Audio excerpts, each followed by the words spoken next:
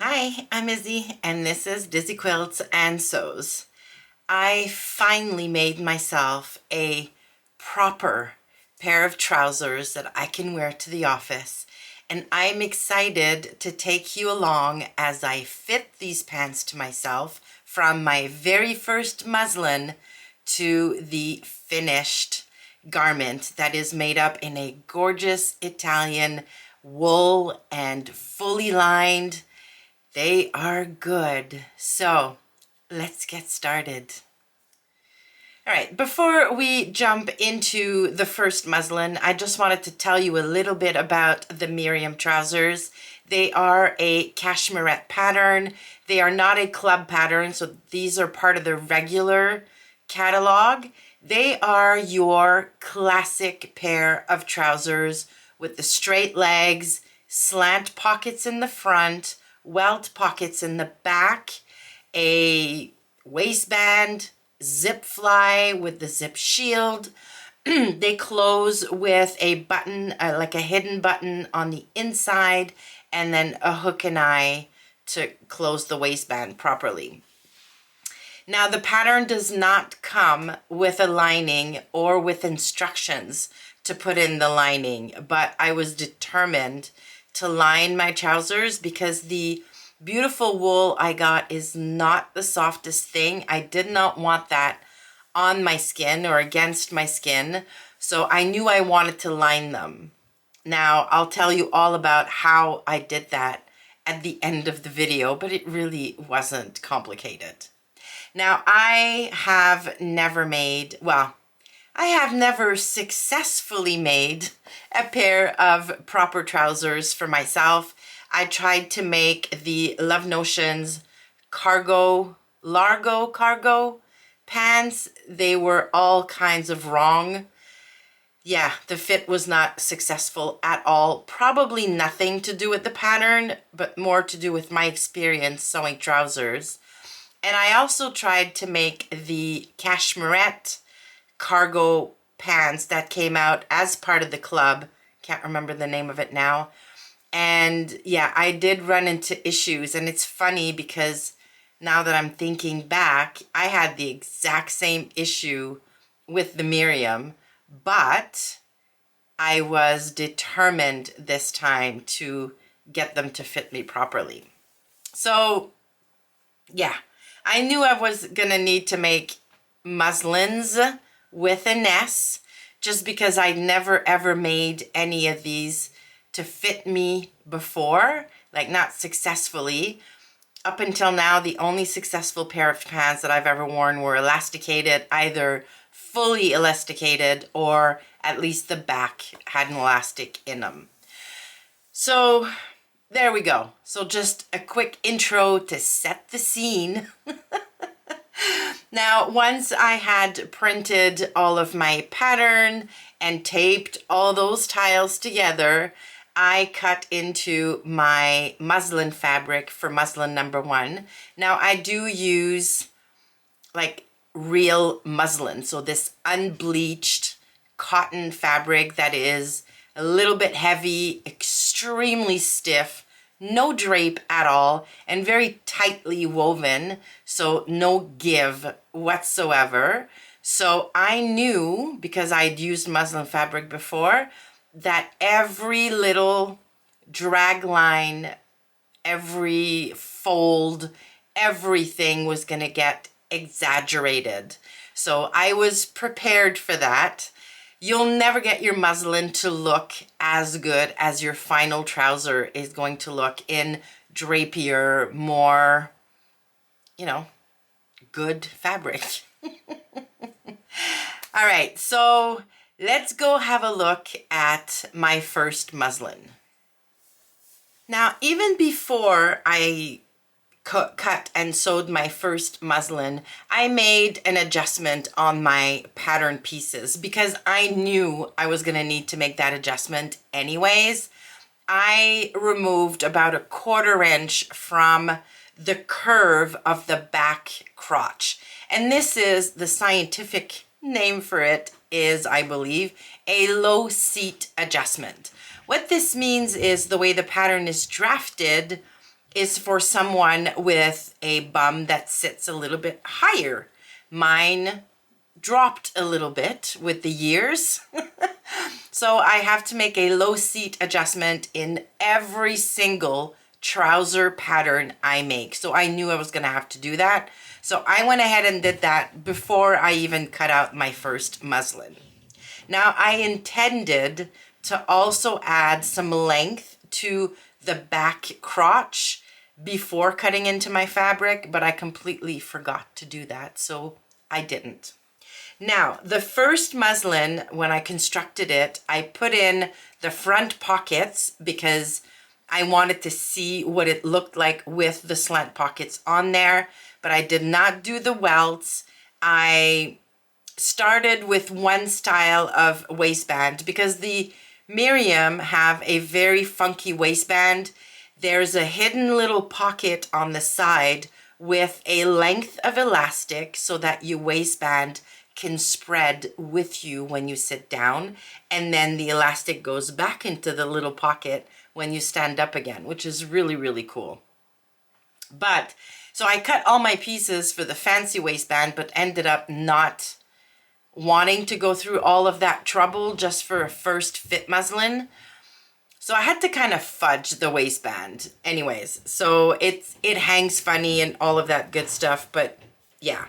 I did not put a zip in. I did not see the point of putting a zip fly and all of that good stuff on a fit muslin, so I did not do that. As soon as I put on my muslin, a couple of things jumped out at me, not even from a looking, point of view, but from how it felt. When I put my hands in my pocket, I could feel the garment getting really tight on the upper thighs, and also moving my knees up and down made it really, really tight on the thighs. So that was the first thing I noticed. There was also some pulling at the back, like towards the middle, towards my crotch. And they always say the fold or the drag line point to the issue. Well, all the drag lines were pointing towards my inseam. So at that point I thought, okay, well, if I had put the extension on the back crotch, that might have resolved things. But I also noticed some pulling in the front, again, towards the inseam. So I made a mental note that maybe I also would need to extend the front crotch by a little bit, adding some fabric there to give my thighs a little more room in the pants. Now, I also needed, based on the video and pictures I took, I thought I would also need a bit of a bigger low seat adjustment. My first go at it was only about a 1/4 inch, and I made again a note to add another 1/8 or to remove 1/8 from the pattern to give my bum a little bit more room there. So those were the big things for me. The waistband felt a little bit big, a little bit like there was too much ease there, but because I had fudged the waistband and everything, I was like, okay, it may not be an issue. So I made a note of everything I was gonna do. So more scooping for my low seat, adding some fabric to the inner seam, both in the front and the back, by just extending the crotch curve a little bit. And that was gonna do it, I thought, because by adding to the crotch or to the inner seam, I figured the tightness in my thighs would also get resolved that way.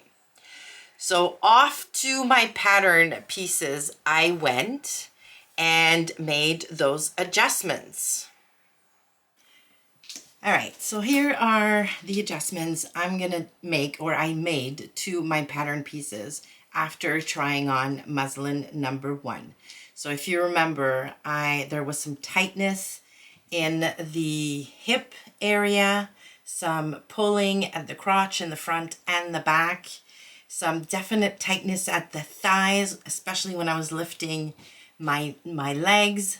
So I needed to look at all of that, and I did want to adjust for my low seat a touch more because I felt like it was still a little bit snug over there.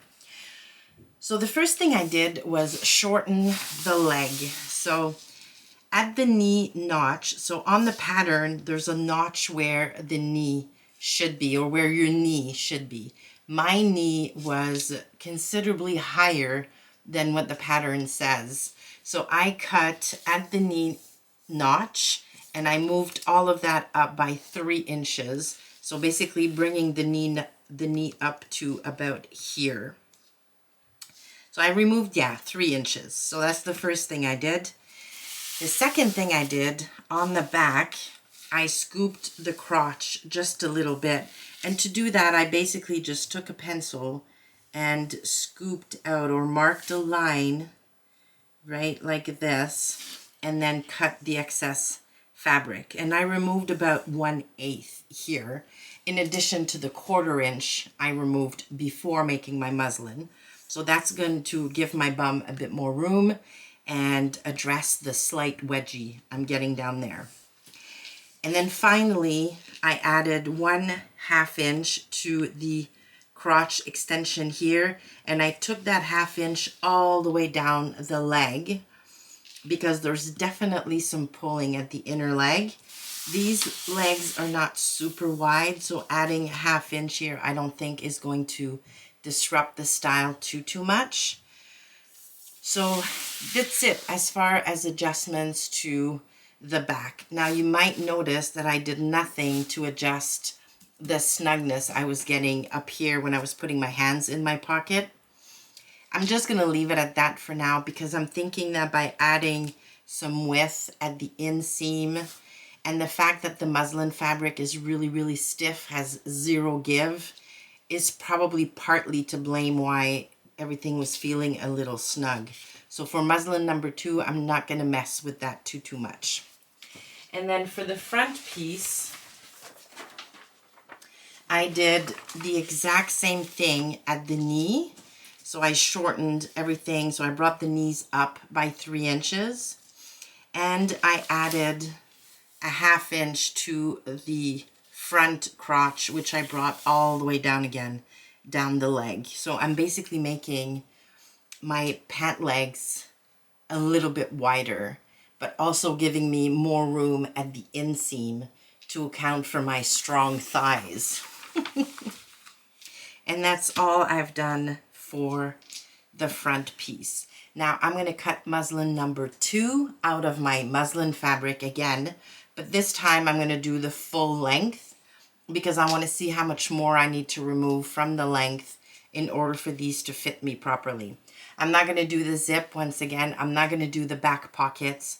I will put on the standard waistband this time around. So for muslin number 1, I had cut the pattern pieces to do the fancy little elastic pocket in the side, but ended up not doing it. So I ended up just fudging the waistband, which might explain why there was gaping in the back.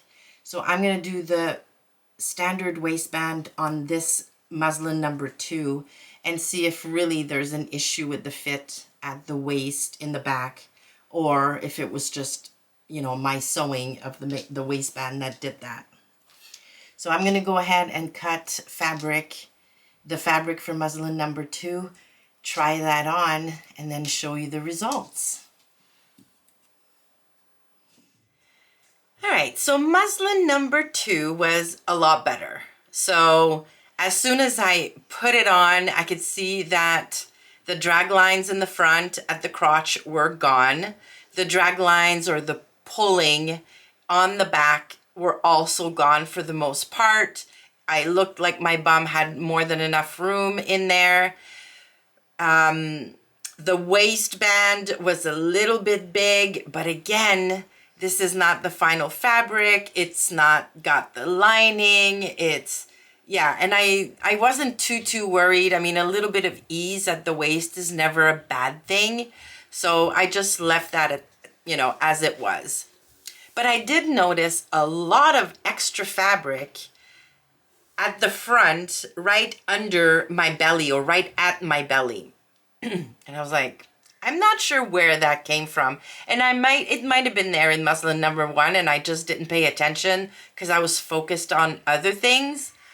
But yeah, so what I did is I took a bunch of pins and I pinned the extra fabric as much as I needed to still have a little bit of ease, but to make all of that poofiness disappeared. So I started by pinning in the front and then pinned all the way around to the side seam, tapering to almost nothing because I didn't want to change the length of my side seams. So I pinned everything and then noticed the pockets were gaping a little bit, but I figured, okay, well, maybe I'm just pulling on the fabric too much and whatever. So I decided not to worry about the pockets too much. So I took off muslin number 2. I looked at where the pins were, made some marks, and then made the adjustment to my pattern piece. All right, so we've tried on muslin number 2 and we are getting close, folks. I think the only change I'm gonna do, and I actually already did it on my pattern piece, and I'm gonna show you what I did is take out that extra fabric that you could see in the video that I pinned. So I basically just pinched the extra fabric, leaving me a little bit of ease and tapering to nothing at the sides, because obviously you don't want your side seams to be shorter in the front than they are in the back. That would just not work. So I dotted with a pen all along the pins on both sides, so the underside and the over, like the top of that fold. And then I measured between my 2 dotted lines to see how much fabric I needed to remove. And at the very front where I was removing a lot of fabric, I was at 2 inches. So let's have a look at what this looks like on our pattern. So I've taped this down to cut my 3rd muslin, but there we go. Here's what I did. So I cut from the front. So here's my fly here. So I cut from here all the way to the seam allowance. I have a mark here for the seam allowance. And then on the side, I cut towards the seam allowance, but not completely through it. So that at the side here, I ended up with a hinge, basically. And then I measured 2 inches from the very center, or the very, center front. And then taped my pattern piece down. Now this is bubbling a little bit, but that's because I have tape in my hinge now. But basically, this is what my new pattern piece looks like. So I've shortened the front rise by 2 inches, but the side seam here is going to be the exact same length. Now, what ended up happening as this thing moved down here by 2 inches, this here moved in. And that's going to probably remove some of the excess fabric I had at the waist, which is not a bad thing, because I had a lot of ease at the waist. But that also changed the angle of our pocket. And the pocket bag needs to match this seam here because it's going to get sewn to it. So what I ended up doing is take my pocket bag pattern piece, put it right underneath this here, and traced my new shape or the new angle at which my pocket needs to be. And I've made basically no other change to my pattern. So this is it. I thought muslin number 2 fit really well in the back. Keep in mind that no muslin is going to look perfect, especially made in this muslin fabric that has zero give, zero drape, is super stiff. Nothing looks great in muslin fabric. So yeah, I'm fairly confident this is going to work, but I will make a 3rd muslin just to be sure.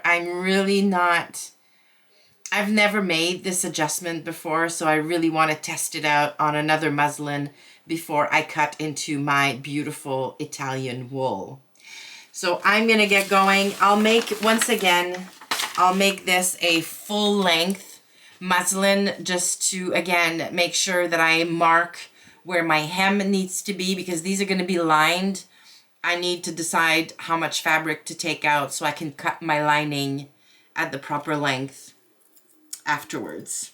So yeah, let's get sewing muslin number 3. All right, with muslin number 3, I think we are pretty much there. Doing that adjustment to the front removed all of that extra bagginess or that extra fabric. I did see that the pockets were gaping still, but in the pattern, she instructs you on how to put clear elastic in the pocket opening, plus, you know, stay stitching and all of that good stuff. So I hadn't done any of those things on the muslin, so I felt confident that my pockets would be fine in my final fabric. But I was really, really pleased otherwise with the fit. It felt good in the front. It felt really, really good in the back. The side seams were nice and straight. There was no pulling anywhere. There was still a little bit of ease in the waistband that I wasn't sure about. But then again, I knew I would be wearing those trousers with a belt, so I felt like the risk was, yeah, one I was willing to accept, basically. So I took off muslin number 3, and fingers crossed, I cut into my gorgeous, gorgeous wool fabric and then constructed my pants.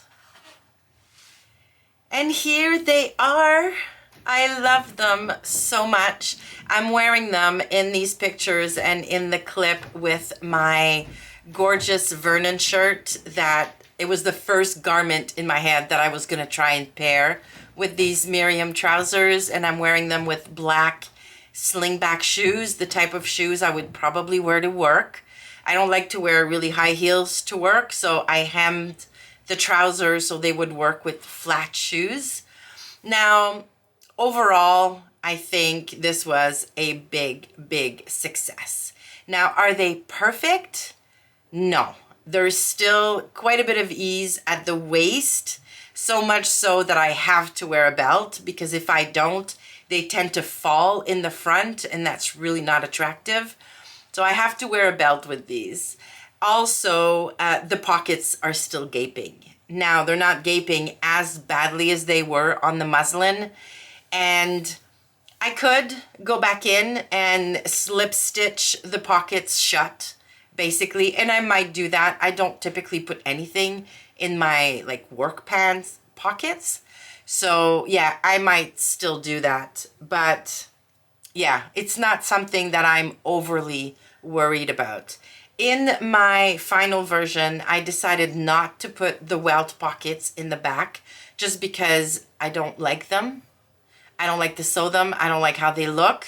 I don't like how, if you're not wearing something tucked in, you can see the bumps due to the welts, and I just don't like them. So I didn't put them in. I did, as many of you suggested and recommended, I watched a Whitney from Tomcat Stitchery, one of her videos for lining pants that when the pattern doesn't include a lining. And thank you to those of you who recommended that video. It was amazing. It was so, so good. So I did my lining exactly the way that Whitney does it in her video. I hand stitched the lining to the zipper. I did the little thread chains to attach the lining to the exterior fabric so they don't ride up. I did all of the finishing on my lining that Whitney does in her video. And the pants feel so good on. That Bemberg lining, yeah, very, very, very, very nice. So I'm very pleased overall. I will definitely wear these. I have made a note now on my pattern pieces to look into getting a little bit of a better fit the next time I make these, because there will be a next time. I need to investigate the whole pocket gaping thing. And I think what I'm going to do is print a size down next time. So I made a size 20 for this version. I might make a size 18 and do a small full belly adjustment, just to give my tummy a little bit more room in the size 18. I think I might be able to get a better fit that way, and I'm hoping, fingers crossed, that the pockets won't gape, because after doing a little digging and a little investigation, a lot of people were saying that gaping pockets is a sure sign that you need a full belly adjustment. So yeah, I'm gonna look into doing it that way the next time I make this pattern. But as a pattern, I highly, highly recommend it. It is very well drafted. It's got that fun side pocket with the elastic. I ended up not doing that one, by the way, on my final version. I just did the solid waistband. But next time I might be tempted to try the funky one. Yeah, we'll see. I mean, these pants are super comfortable even when I sit down, because I have that extra ease in there. So yeah, so no issues at all constructing the actual garment. And now that I have the back of the pants fitting me really, really well, although now I need to go down a size. I don't know, unless I could do a back in a size 20 and a front in a size 18. I could try that. We'll see. So yeah, now that I've got a better idea of how to make these fit me, I think I'm going to be cranking out a bunch of them. And I can make them in a wool for the winter. I can make them in a heavier, like gabardine type fabric or a suiting fabric. And then in the summer, I can make them maybe in a linen or in a cotton. Yeah, it's a good pattern. All right, there you have it. My Meriam trousers by Cashmerette, all done and ready for me to wear to the office. And yeah, I couldn't be happier. I would love to know your thoughts on my pair of trousers and whether or not you've ever made this pattern. I would love to know. So leave that in the comments below. If you have any recommendations in terms of getting the gaping pockets fixed, or if you have experience with a full belly adjustment on a trouser pattern, please, I would love to know. So leave that in the comments below. Also, by the way, if you are watching this before November 30th, 2024, the Cashmerette Club All Access members or subscription is on sale for 25% off the regular price.